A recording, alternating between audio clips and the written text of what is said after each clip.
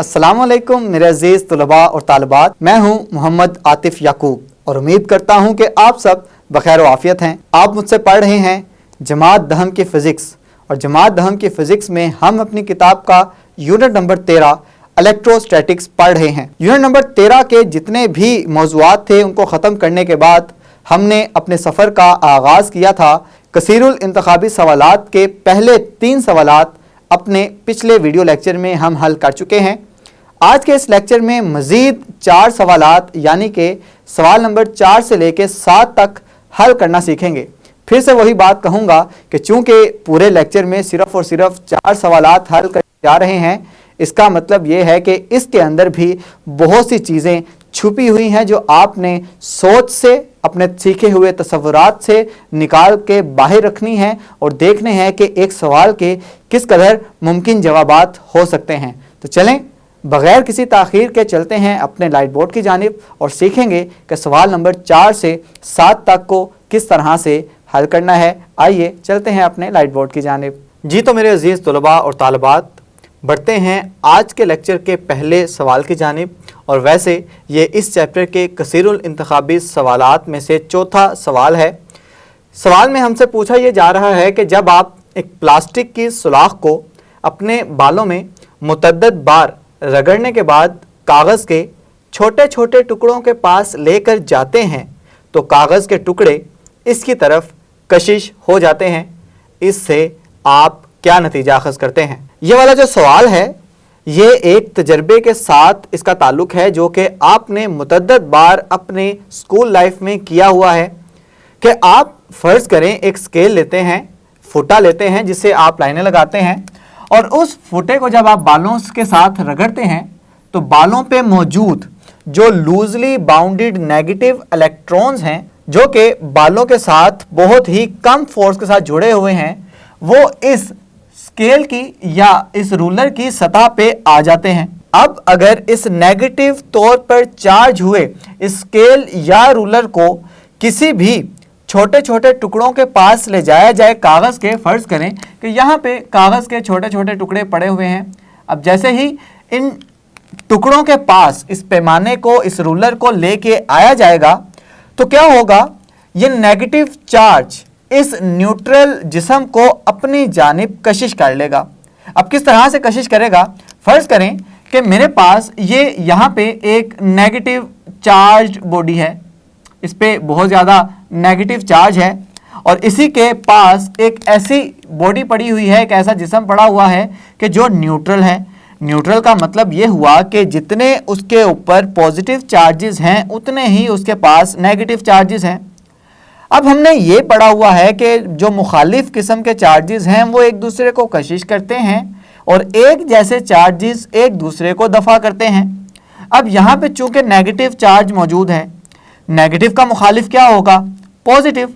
तो negative charges जो इस जिस्म पे मौजूद हैं वो इस न्यूट्रल जिस्म में मौजूद पॉजिटिव चार्जेस को अपनी जानिब खींचेंगे कुछ इस तरह से कि यहाँ पे इसके करीब पॉजिटिव चार्जेस आ जाएंगे और चूंकि ये नेगेटिव चार्जेस हैं यानी कि नेगेटिव चार्जेस को दफ़ा करेंगे और जैसे ही वो नेगेटिव चार्जेस को दफ़ा करेंगे तो इसकी दूसरी जगह पे उतने ही नेगेटिव चार्जेस बन जाएंगे।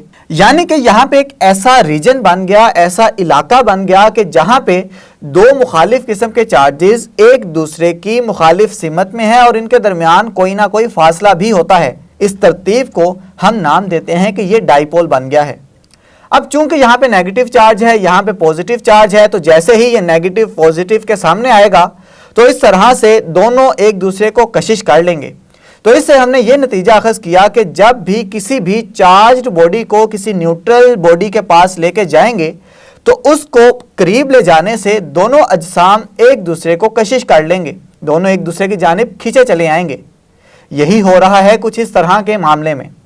अब सवाल ये पैदा हुआ है कि आप मुझसे पूछ सकते हैं कि सर ये प्लास्टिक के रोड पे नेगेटिव चार्ज ही क्यों आया, इस पे पॉजिटिव चार्ज क्यों नहीं आया? तो अगर आपको याद हो जब हम इलेक्ट्रोस्टैटिक इंडक्शन का अमल पढ़ रहे थे उस पर हमने एक टेबल पढ़ा था।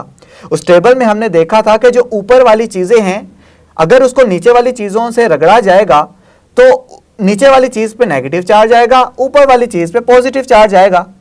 अब अगर प्लास्टिक को रगड़ा जाएगा बालों के साथ, तो उस टेबल के अंदर प्लास्टिक ऊपर है और बाल उससे भी कहीं नीचे हैं। तो जैसे ही प्लास्टिक को बालों के साथ रगड़ा जाएगा तो बालों पे मौजूद जो इलेक्ट्रॉन्स हैं जो कि बहुत ही कमज़ोर कशिश से बालों के साथ जुड़े हुए हैं, जैसे ही उन्हें कुछ रगड़ मिलेगी, एनर्जी मिलेगी, तो वो बालों की सतह को छोड़ के इस पैमाने यानी कि रूलर की सतह पे आके चिपक जाएंगे। तो इसकी वजह से अब अगर इनको कागज़ के टुकड़ों के पास ले जाया जाए, और कागज़ के टुकड़े तो चूंकि न्यूट्रल हैं, उस पर किसी किस्म का चार्ज नहीं है, तो इस इलेक्ट्रोस्टैटिक इंडक्शन के अमल की वजह से अब क्या होगा कि ये जो पैमाना है कि जिस पे अब नेगेटिव चार्ज आ चुका है, ये नेगेटिव चार्ज इस कागज़ के छोटे छोटे टुकड़ों को अपनी जानिब इस तरह से कशिश कर लेगा कि वो इसके साथ चिमट जाएंगे। और ये आपने तजर्बा बहुत दफ़ा किया हुआ है। आप बाज़ औक़ात प्लास्टिक की कंघी के साथ भी यह तजर्बा करते हैं कि प्लास्टिक की कंघी को बालों के साथ फेरते हैं, उसे कागज़ के छोटे छोटे टुकड़ों के पास लेके जाते हैं, जिससे दोनों एक दूसरे को कशिश करते हैं। अब अगर ये सारे तसव्वुरात आपके वाज़ेह हो चुके हैं तो चलें बढ़ते हैं अपने इंतखाबात की जानिब और देखते हैं कि इन सब इंतखाबात में से कौन सा इंतखाब सबसे ज़्यादा मौजू है कि जिसको हम ठीक तसव्वुर करेंगे। पहला है कि सलाख और कागज़ पर मुख्तलिफ किस्म का चार्ज है। अब देखें बच्चे इसमें गलती क्या करते हैं, वो पढ़ते हैं कि चार्ज जो दोनों साम हैं एक दूसरे की जानिब कशिश हो रहे हैं, और कशिश में वो इलेक्ट्रोस्टैटिक्स का पहला असूल लगाते हैं कि मुखालिफ किस्म के चार्जेस एक दूसरे को कशिश करते हैं। लेकिन हमने यहाँ पे देखा है कि जो कागज़ के छोटे छोटे टुकड़े हैं उन पे तो किसी किस्म का चार्ज ही नहीं है, वो तो न्यूट्रल हैं। तो इसका मतलब ये हुआ कि ये उसने दिया है कंफ्यूज करने के लिए। तो आपने इसको पढ़ के कंफ्यूज नहीं हो जाना, बल्कि अपना यकीन पुख्ता रखना है कि कागज़ के ऊपर कोई चार्ज नहीं है, वो न्यूट्रल है, और न्यूट्रल जिस्म किसी भी चार्ज जिस्म की जानिब कशिश हो सकता है। तो ये वाला जो इंतखाब है ये गलत हो गया। सलाख पर पॉजिटिव चार्ज आ जाता है, जी नहीं, हमने देखा कि सलाख पे जब भी बालों के साथ रगड़ा जाएगा उस पर नेगेटिव चार्ज आएगा, तो ये इंतखाब भी गलत हो गया। सलाख और कागज़ पर एक जैसा चार्ज है, अगर तो एक जैसा चार्ज होता तो वो एक दूसरे को दफा करते, लेकिन हमने यहाँ पे देख लिया कि कागज़ के टुकड़ों पे तो चार्ज है ही नहीं, तो फिर भी ये ऑप्शन भी गलत हो गया, ये इंतखाब भी गलत हो गया। तो एक ही इंतखाब बचा, तो वही ठीक होगा कि सलाख पर नेगेटिव चार्ज आ जाता है। और हमने ये साबित भी किया है, अपने तसव्वुरात का इत्तला करके ये बात देखी है, और वसूख के साथ कह सकते हैं कि हमारा ये जो दाल का इंतखाब है ये बिल्कुल बेहतरीन है, बिल्कुल ठीक है। उम्मीद करता हूँ कि आपको इस सवाल की समझ आ गई होगी, इसमें छुपे जितने भी तसव्वुरात हैं आपके वाज़ेह हो गए होंगे, और उम्मीद करता हूं कि अब इस सवाल के बारे में आपके जहन में कोई भी शकूक व शुबहात बाकी नहीं बचे होंगे। तो चलें बढ़ते हैं आज के अगले सवाल की जानिब, जो कि है 5वां सवाल। इसमें हमसे पूछा यह जा रहा है कि कूलम के कानून के मुताबिक अगर दो मुखालिफ चार्जेस के दरमियान फासला बढ़ा दिया जाए तो उनके दरमियान कशिश की फोर्स पर क्या असर पड़ेगा।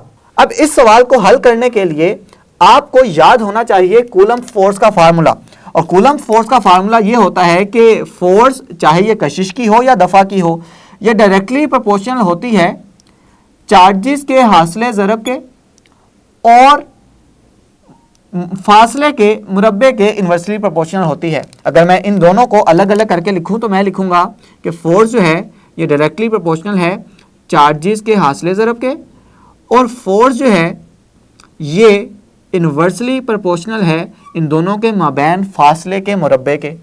अब हमसे पूछा जा रहा है कि फासला बढ़ा दिया जाए, यानी कि फासला बढ़ रहा है। अब चूंकि दोनों एक दूसरे के साथ इन्वर्सली प्रोपोर्शनल हैं कि एक चीज़ अगर बढ़ाऊंगा तो यकीनी बात है कि दूसरी चीज़ हमेशा कम होगी। तो क्या बढ़ जाएगी? जी नहीं, हमने देखा है कि दोनों एक दूसरे के साथ इन्वर्सली ताल्लुक़ रखते हैं। कम हो जाती है बात तो ठीक है, लेकिन अभी दो इंतखाबात बाकी हैं, कोई तब्दीली नहीं आती, तब्दीली तो आएगी, मालूम नहीं की जा सकती है। ये फार्मूला हमारे पास इसीलिए तो मौजूद है कि हम देख सकें कि कशिश की फोर्स ज़्यादा हो रही है या कम हो रही है।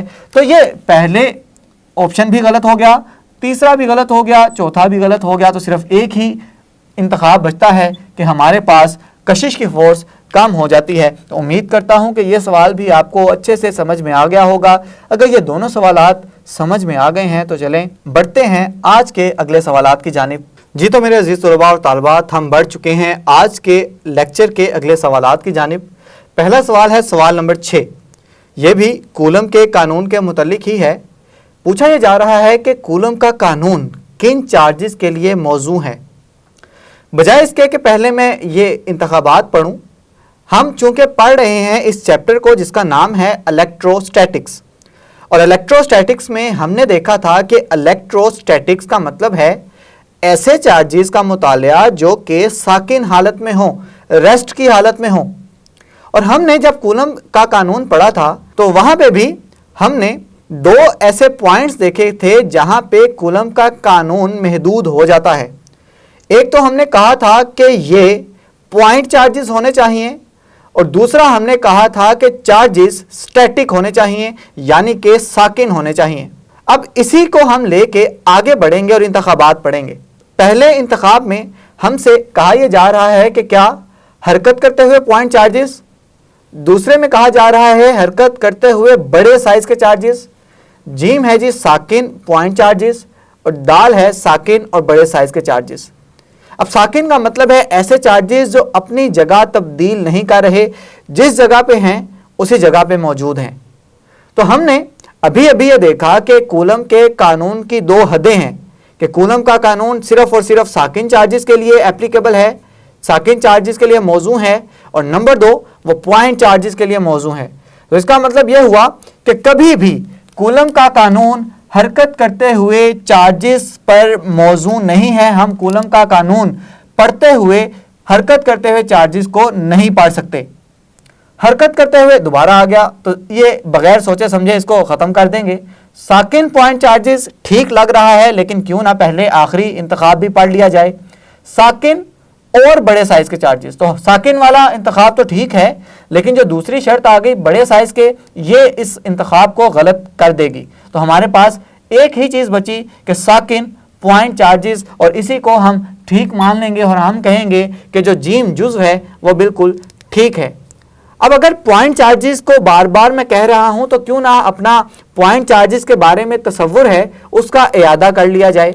हम जानते हैं कि अगर दो चार्जेस कुछ इस तरह से हों कि एक पॉजिटिव चार्ज हो और एक नेगेटिव चार्ज हो, अब ये दोनों करीब करीब पड़े हुए हैं, तो इसको मैं पॉइंट चार्ज नहीं कह सकता। लेकिन अगर मैं इस नेगेटिव चार्ज को यहां से उठा के इस जगह पे ले जाऊं कि इन दोनों के माबैन का जो फासला है, फर्ज करें आर है वो फासला, ये इतना बड़ा हो जाए कि ये एक दूसरे को इतनी दूर से बिल्कुल एक पॉइंट की जैसे नजर आए। पॉइंट क्या होता है? बिल्कुल इस तरह से कि छोटी सी चीज आपको नजर आए। तो पॉइंट चार्जेस की तारीफ कुछ इस तरह से भी की जाती है कि पॉइंट चार्जेस ऐसे चार्जेस होते हैं कि जिनके माबैन का फासला उनके साइज से बहुत गुना ज्यादा हो, तो इसको हम पॉइंट चार्ज कहते हैं। तो उम्मीद करता हूं कि पॉइंट चार्जेस के बारे में भी जो तसव्वुरात थे इसका भी इयादा हो गया, और कूलम कानून किन चार्जेस के लिए मौजू हैं इसकी भी आपको समझ आ गई है। अगर इसकी समझ आ गई है तो चलें बढ़ते हैं मजीद एक कदम आगे और देखते हैं कि 7वें सवाल में हमसे क्या पूछा जा रहा है। सवाल में पूछा जा रहा है कि एक पॉजिटिव और नेगेटिव चार्ज को इब्तदाई तौर पे 4 सेंटीमीटर के फासले पर रखा गया है। जब यह फासला 1 सेंटीमीटर हो तो उनके दरमियान फोर्स पर क्या असर पड़ेगा।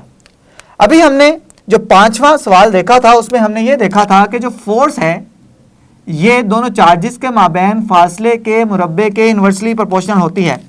अब यहाँ पे देखें 4 सेंटीमीटर था इब्तदाई फासला, फासला बाद में कम होके हो गया 1 सेंटीमीटर, यानी कि फासला कम हुआ है। तो फासला कम हुआ है तो इसका मतलब है यकीनी तौर पे फोर्स बढ़ेगी। अब चलें इंतखाबात पढ़ लेते हैं। इंतखाबात में कह रहा है कि पहले से 4 गुना कम होगी, तो कम बिल्कुल नहीं होगी क्योंकि फासला कम हो रहा है तो फोर्स यकीनी तौर पे बढ़ेगी। तो ये तो पहले ही हमारे इंतखाबात में से निकल गया कि इसको हम तसव्वुर नहीं करेंगे। पहले से 4 गुना ज्यादा होगी, सोचा जा सकता है इस पे, पहले से 8 गुना ज्यादा होगी या पहले से 16 गुना ज्यादा होगी। अब ज्यादा वाले हमारे पास 3 इंतखाबात हैं और इन तीनों इंतखाबात में से ही कोई एक इंतखाब ठीक तसव्वुर होगा। चलें, चूंकि 2 अलग अलग चार्जेस के फासले लिए गए हैं तो इसका मतलब है कि इस पे फोर्स कुछ और होगी, इस पे फोर्स कुछ और होगी। फर्ज करें कि जो 4 सेंटीमीटर वाला फासला है इसको मैं R1 कह देता हूं और इसको R2 कह देता हूं। तो R1 वाले फासले पे जो चार्जेस के माबैन फोर्स लगेगी, फर्ज करें कि मैं उसको F1 कह लेता हूं और उसका फार्मूला होगा कि Q1 Q2 बटा r का मुरब्बा। और जो दूसरी फोर्स है जो r2 के फासले पे लगेगी उसको हम कहेंगे F2 बराबर है K Q1 Q2 बटा R2 का स्क्वायर। तो ये बातें हमने जब कर ली हैं, अब चूंकि हमने मालूम करना है F2 को, तो मैं इस F2 को F1 पे तकसीम कर दूंगा। तो उसके लिए जो रिलेशन बनेगा, जो ताल्लुक बनेगा, वो कुछ इस तरह से बनेगा कि F2 बटा F1 बराबर है, F2 के लिए क्या फार्मूला लिखा है, K Q1 Q2 बटा R2 और इसका मुरब्बा बटा K F1 की वैल्यू लगाएं जी, K Q1 Q2 बटा R1 और इसका मुरब्बा। अब चूंकि K से क्या कैंसिल हो जाएगा, Q1 से, Q2 से कैंसिल हो जाएगा, तो हमारे पास जो चीज़ बचेगी वो बचेगी जी F2 बटा F1 बराबर है किसके जी, 1 बटा R2 इसका मुरब्बा बटा 1 बटा R1 इसका मुरब्बा। अब हम जानते हैं कि अगर बटे के नीचे बटा हो तो वो ऊपर जाके ज़रब खा जाता है, तो जो रिलेशन, जो ताल्लुक बचेगा वो होगा F2 बटा F1 बराबर आ जाएगा जी R1 इसका मुरब्बा बटा R2 इसका मुरब्बा। अब अगर यहाँ पे देखें कि हमने पहले कहा था कि फोर्स और फासले का इन्वर्स ताल्लुक है आपस में, यहाँ पे भी देखें F2 के बटे में आ रहा है R2 और F1 चूंकि बटे में है तो उसके बटे के ऊपर आ रहा है R1, यानी कि दोनों इन्वर्सली रिलेटेड हैं एक दूसरे से। अब चलें सिर्फ और सिर्फ कीमतें दर्ज करें, हम कहेंगे F2 बटा F1 बराबर हो जाएगा R1 की क्या कीमत है, 4 इसका मुरब्बा आ जाएगा, और R2 की क्या कीमत है, 1 इसका मुरब्बा आ जाएगा। तो F2 बटा F1 बराबर हो जाएगा जी 16 और 1 बटे के नीचे ऐसे रहेगा, तो हम लिख देंगे F2 बटा F1 बराबर है 16 और F1 इधर तकसीम हो रहा है, उधर जाके ज़रब खा जाएगा, तो हम कहेंगे 16 F1, यानी कि जो दूसरी फोर्स है वो F1 के मुकाबले में 16 गुना ज़्यादा बढ़ जाएगी। तो चलें इंतखाबात में से देखते हैं कि किस जगह पे 16 गुना फोर्स बढ़ रही है। बेइंतखाब में कह रहा है कि पहले से 4 गुना ज़्यादा हो जाएगी, ज़्यादा तो हुई है लेकिन 4 गुना नहीं बल्कि 16 गुना ज़्यादा हुई है। तो ये वाला जो इंतखाब है वो भी गलत तस्वुर हो जाएगा, पहले से 8 गुना ज़्यादा हो गई, जी नहीं, पहले से 16 गुना ज़्यादा हुई, जी हाँ, हमने साबित कर दिया कि ये पहले से 16 गुना ज़्यादा हो गई है। तो ये जो जुज़ दाल है ये ठीक तस्वुर कर लिया जाएगा। तो उम्मीद करता हूँ कि ये जो सवालात आपने अभी समझे हैं ये आपको अच्छे से समझ आ गए हैं और इसके बारे में जितने भी तसव्वुरात हैं वो आपके वाज़िया हो चुके हैं। जी तो स्टूडेंट्स, आज के लेक्चर में आप सीख चुके हैं मज़ीद 4 सवालात को हल करना, यानी कि अब मजमूई तौर पर हम कसीरुल इंतखाबी सवालात में से पहले 7 सवालात को हल करना सीख चुके हैं। बकिया जो कसीरुल इंतखाबी सवालात हैं वो हम सीखेंगे अपने आइंदा आने वाले लेक्चर्स में। तब तक के लिए अपना बहुत सा ख्याल रखें, अपने से ज़्यादा दूसरों का खुश रहें, खुशियाँ बांटें। अल्लाह हाफिज़।